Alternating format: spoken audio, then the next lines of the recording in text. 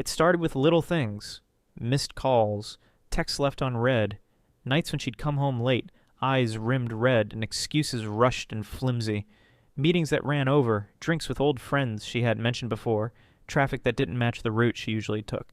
I told myself it was nothing. Stress from work, long days and longer nights, a rough patch like all marriages go through. But then came the locks on her phone. New passwords, notifications turned off, and the way she'd flip its screen down the moment I walked into the room. I caught her once in the hallway, phone pressed to her ear, voice low and tense. She hung up fast, smiled too bright, cheeks flushed, words tumbling over each other in a rush to explain. "It's just work," she had said too quickly, eyes flickering to the side. "You know how they are." But her smile never reached her eyes. I told myself to stop overthinking, that people grew apart sometimes, that maybe I'd been too caught up with work to notice the cracks forming, hairline fractures spreading slow and quiet beneath the surface. I started coming home early, making dinner, filling the silence with empty words and questions she answered with one-word replies. She stopped wearing her ring to work, said it got in the way, that she didn't want to scratch it, that it was safer at home. I found it once in the bathroom drawer, shoved beneath old receipts and tubes of lipstick worn down to the plastic. My chest went tight, but I told myself it didn't mean anything, that I was imagining things that weren't there. But it was the cologne that did it, sharp and unfamiliar, clinging to her clothes, to the sheets, to the air, even hours after she'd left. Not mine, never mine. The first time I asked, she laughed, high and brittle, eyes darting away. "A new fabric softener," she'd said, voice too smooth. "Do you like it?" But all I could smell was a lie. And somewhere between the late nights and locked phones and secrets tucked behind forced smiles, I stopped asking. Because part of me already knew. It was the little things that gave her away. Like the way she'd startle when I walked into the room, phone slipping too quickly into her purse, eyes wide and glossy, lips curling into a smile that never quite touched her eyes, or the way her laugh would ring too bright, too high, like glass about to shatter. She stopped wearing her wedding ring around the house, left it in the bathroom drawer, tucked between old receipts and tubes of lipstick worn down to the plastic. When I asked, she mumbled something about the band being too tight, about getting it resized, eyes darting to the side. "It's not a big deal," she'd said, voice light and airy. "You're being paranoid." But her smile was thin, hands twisting in the hem of her shirt, fingers pale and trembling. I told myself not to push it, not to pry, not to let the unease curl tighten my gut every time she looked away too quickly. But then came the late nights, the work dinners and girls' nights that stretched into the early hours. Her phone turned off, no replies, no explanations. The cologne that clung to her clothes, dark and sharp, and nothing like the citrus one I wore. "It's just a new fabric softener," she'd laughed when I asked, cheeks flushing, eyes flickering. "Do you like it?" But all I could smell was a lie. One Friday night she came home late, hair mussed, lipstick smudged, collar askew. My chest went tight when I noticed the faint smear of red on her collar, small and precise, shaped like a kiss. My pulse pounded, breath catching, voice tight when I spoke. "Rough night?" She blinked. Too fast, too hard, lips parting, eyes darting to the floor. "Yeah," she mumbled, voice thin and brittle. "You know how it is." But her hands shook when she slipped past me, fingers flexing at her sides. I didn't follow, didn't ask anything else. Just stared at the ring still sitting in the bathroom drawer, silver dull and cold under the lights. Then came the bill. A receipt folded neat and careful, tucked in the back pocket of her coat, the one she thought I'd never check. My fingers shook when I pulled it free, eyes skimming over the printed lines. 2 entrees, a bottle of Merlot, a hotel suite I'd never seen. My mouth went dry, pulse pounding loud and sick, vision swimming when I flipped it over, found her name scrawled next to a second. Familiar handwriting, familiar name, my brother's. For a moment the world slowed, the room tilting, chest tight and aching, breath catching sharp and painful. My fingers flexed against the paper, nails biting hard enough to tear, to bleed, to leave half-moon marks pressed deep in my palms. It didn't make sense. Couldn't. My throat was tight, breath coming too fast, eyes locked on the receipt, on the way his name looped at the edges, on the date in the corner, on the hotel's address, printed dark and clear. I pulled my phone out with numb fingers, screen lighting up too bright, his contact sitting at the top, missed calls and old messages, his grin flashing behind my eyelids. "Beers this weekend?" One text read, casual and light and friendly. Another from last week. "Need to talk." Call me." My stomach twisted, nausea rising fast and bitter. I swallowed hard, thumb hovering over the screen, over his name, over the call button, over every lie that sat too heavy in my chest. I should have called him, should have called her, demanded answers, demanded anything that made this make sense. But my hands wouldn't move. Locked tight around the phone, pulse thundering loud enough to drown out everything else. So I drove instead. Headlights cutting through the dark, tires screeching at every turn, breath shuddering sharp and uneven.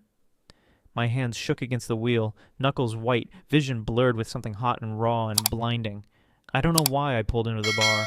Maybe part of me already knew. Maybe the car parked halfway down the street, silver and familiar, was answer enough. My chest ached, fingers trembling when I killed the engine, eyes fixed on the front window, on the figures crowded around the bar, the dim glow of lights filtering through cigarette smoke. Then I saw them. His hand on her back, low and familiar, lips close to her ear, her head tipped back with a smile that was soft and secret and nothing like the one she'd given me lately. His face was turned away, half hidden in the shadows, but I knew that posture, knew the way his fingers flexed, knew the slant of his shoulders, knew the way she leaned in, eyes bright and wide and laughing, fingers curling around his sleeve. My brother. For a moment the world narrowed to the sound of my own breathing, to the way my hands shook, to the taste of bile burning at the back of my throat. I stumbled back, vision swimming, chest tight and raw, breath hitching sharp and uneven, and somewhere between the late nights and locked phones and forced smiles, I'd already started to lose her. But the worst part wasn't losing her. It was realizing that I'd lost him too. I didn't go straight home. I couldn't. My hands were shaking too hard to grip the wheel, breath catching sharp and uneven, pulse pounding loud enough to drown out everything else. His face, her smile, burned behind my eyelids, bright and raw, every detail sharp and vicious. The way she'd leaned into him, fingers curling in his sleeve, eyes bright and laughing. The way he'd smiled back, soft and secret like he didn't have a care in the world. I pulled into a gas station 2 blocks away, headlights off, engine idling, palms slick with cold sweat. The air was sharp and biting, cutting through the open window, but my chest was tight, ribs aching with every breath, fingers numb against the wheel. I sat there for a while, minutes, maybe hours. Phone dark and silent in the passenger seat, headlights washing over cracked asphalt and empty spaces. My hands wouldn't stop shaking, jaw clenched hard enough to achy, chest tight with something bitter and raw. I scrolled through her messages first, thumb swiping slow and deliberate, eyes fixed on the screen, heart pounding loud and sick. Most were deleted, empty threads, notifications wiped clean, her call history reduced to names I didn't recognize, but one was still open, recent and bold, his name at the top, my brother. I swallowed hard, thumb hovering, breath catching sharp and uneven. The thread was short, text back and forth, timestamps stretched late into the night, words clipped and careful, some cut off mid-sentence. Tonight? Can't wait. Miss you. He's working late. I'll leave the door unlocked. My pulse roared in my ears, fingers numb and clumsy, breath catching sharp and painful. I could barely see, vision blurred with something hot and raw, chest tight and ribs aching. For a second my thumb slipped. Screen scrolling too fast, a photo flickering past. Her face, smiling and soft, head tipped back, eyes half-lidded, lips red and smudged. His arm slung around her waist, face pressed to her neck. My stomach lurched, bile rising bitter and fast, breath shuddering out in sharp, broken gasps. I couldn't go home. Not yet. Not with my hands still shaking, with his face still burned into the back of my eyelids, with her name lighting up his screen, with my chest tight and raw and aching. But my hands moved on their own. Keys rattling, engine sputtering, tires screeching out of the lot, headlights cutting through the dark. The streets blurred by reds and yellows and headlights streaking past, the radio crackling low with static. When I pulled into the driveway, her car was there, parked neat and careful beside mine, porch light off, curtains drawn tight. My chest ached, fingers clumsy on the keys, breath fogging white in the cold. The door swung open with a creak, hinges groaning. The hallway stretched dark and empty, air stale and heavy. I stopped at the bottom of the stairs, one hand braced against the wall, eyes fixed on the dark stretch of hallway, the light spilling dim and muted from the kitchen. She was there, back to me, fingers curled tight around a glass, shoulders tense and hunched. Her hair was still mussed, dress wrinkled, lipstick smudged at the edges. The faint scent of his cologne clung to the air, dark and sharp and unmistakable. My throat was tight, breath catching. "You're home early," I muttered, voice low and careful, fingers curling against the doorframe. She jumped, glass slipping from her hands, shattering loud and violent against the tiles. For a moment, all I could hear was the sharp crack of the glass, the echo settling heavy in the silence, her breath hitching fast and shallow. She didn't turn around, didn't bend to clean it up, just stood there, back stiff, fingers trembling at her sides. "Ike!" She choked, voice splintering, head bowing. "I didn't hear you." The lie tasted bitter. I took a step forward, then another, slow and deliberate, eyes fixed on the curve of her shoulders, on the way her fingers clenched tight enough to turn her knuckles white. "Where were you?" I asked, voice low and flat, each word heavy and cold. She flinched, barely more than a twitch, head tipping lower, breath shuddering out fast and uneven. Her hands flexed at her sides, nails biting into her palms, eyes fixed on the shards of glass glinting under the lights. "Out!" she mumbled, voice small and brittle, shoulders hunching. "With Jamie! Don't lie to me!" Her breath hitched, eyes squeezing shut, fingers twisting the hem of her dress. For a second the only sound was the hum of the fridge, the soft drip of water from the sink, and the crackle of glass under my shoes. "I'm not—" she started, voice cracking. "I didn't—" But the words fell apart, voice splintering, eyes glossy and wide when she turned, lips parting, cheeks flushed, mascara smudged dark under her eyes. "It's not what you think!"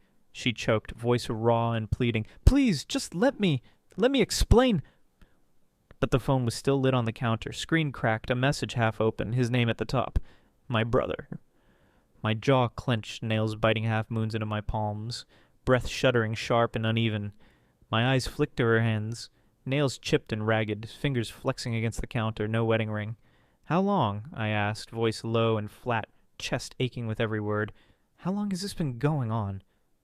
Her breath hitched, eyes darting to the side, throat bobbing with the effort to speak. "A year," she whispered finally, voice splintering, each word slow and careful. "Almost 2. The floor seemed to tilt, walls closing in, chest aching, breath catching sharp and uneven. 2 years. 24 months of lies, of stolen glances, late nights, locked phones, cologne that wasn't mine. And the worst part wasn't losing her. It was realizing that I'd lost him too. I didn't go to a motel. I didn't drive around aimlessly either. I went straight to my parents' house. My hands were still shaking, knuckles white against the wheel, pulse pounding loud and heavy. His face, her smile burned behind my eyelids, bright and raw, every detail sharp and vicious. But the anger was hotter, burning through the betrayal, twisting tight and fast and relentless in my chest. My parents were in the living room when I barged in, my father with his reading glasses perched on his nose, my mother half asleep with a blanket draped over her legs.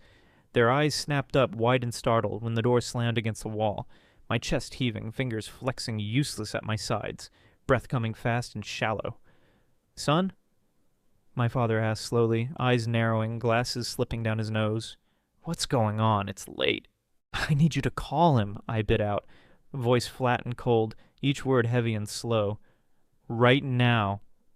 My father blinked, lips parting, eyes flickering fast between me and my mother, brows knitting. "Call who?" "Your other son," I snapped, voice rising, hands shaking hard enough to ache. "Call him and tell him to get here, now!" For a moment the silence was thick and bitter, my mother's eyes wide and glossy, hands clutching the blanket, my father's face dark and confused, brows furrowing deep, but he pulled his phone out slow and deliberate, fingers clumsy, eyes fixed on mine. The call rang once, twice, before my brother's voice crackled through the speaker, smooth and bright and familiar. "Hey, Dad," he greeted, voice casual, a laugh curling at the edges. "What's up?" "Get over here," my father snapped, voice flat and raw, eyes narrowing. "Now." 20 minutes later the door swung open, footsteps loud and uneven, his face pale and drawn, eyes flickering fast between me and my parents. "What the hell, man?" he choked, voice cracking, eyes wide and glossy. God, what's going on?" I didn't say anything, just pulled my phone out with numb fingers, screen lighting up too bright, his name and hers, messages bold and unread. My father's eyes narrowed, my mother's breath hitched, her fingers flexing in the blanket. "What is this?" my brother demanded, voice rising, hand reaching. "Man, just talk to me, okay?" But I didn't talk. I just tapped the screen. Once, twice. Thumb steady, chest tight, breath catching sharp and uneven. The video started slow, grainy and dark, headlights washing over cracked pavement, neon lights flickering above. The camera zoomed in, figures half hidden behind bar windows, her dress dark and tight, his arms slung too low around her waist, his face pressed to her neck, lips moving soft and slow, her head tipping back with a laugh, bright and raw and nothing like the ones she'd given me lately. My mother's breath caught, sharp and broken, eyes flying wide, fingers flying to her mouth.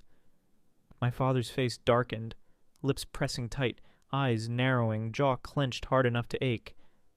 My brother went white, eyes wide and glossy, mouth falling open, words stumbling over each other. Wait, I can explain. This isn't... How long? I bit out. Voice low and lethal, eyes fixed on his, cold and dark, hands shaking hard enough to ache. How long has this been going on? His mouth open, then closed, lips parting, eyes darting to the side, throat bobbing with the effort to speak.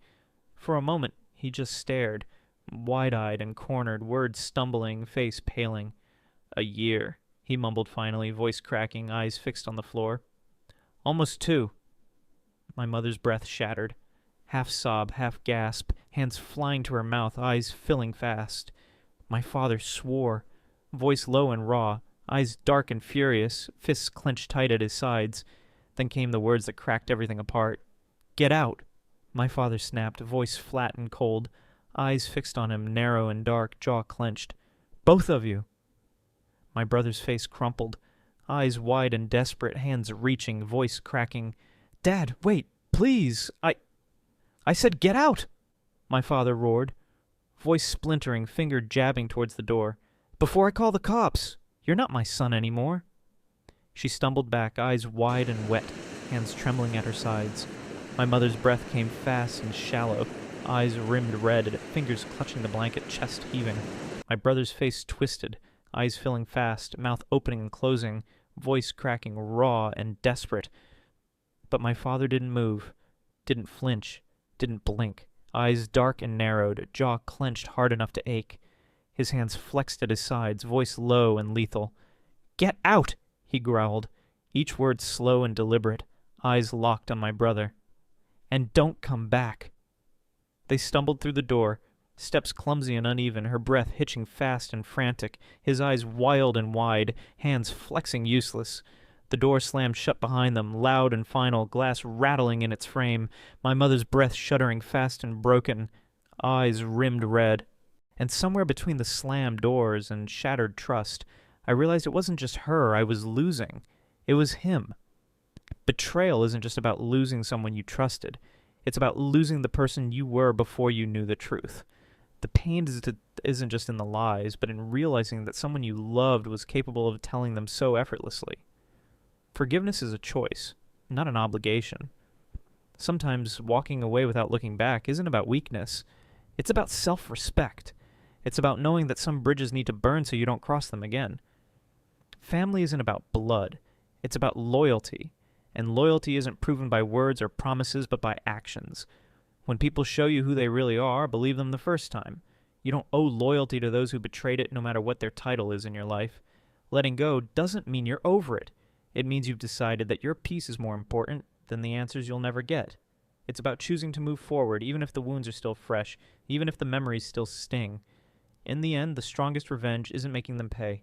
It's showing them that their betrayal didn't break you. It's living well, even when every step forward feels heavy. It's reclaiming your power, your peace, and your worth. Because sometimes, the best way to win isn't to get even. It's to get better. Not every apology deserves forgiveness. Not every betrayal deserves revenge. Sometimes, all it deserves is distance.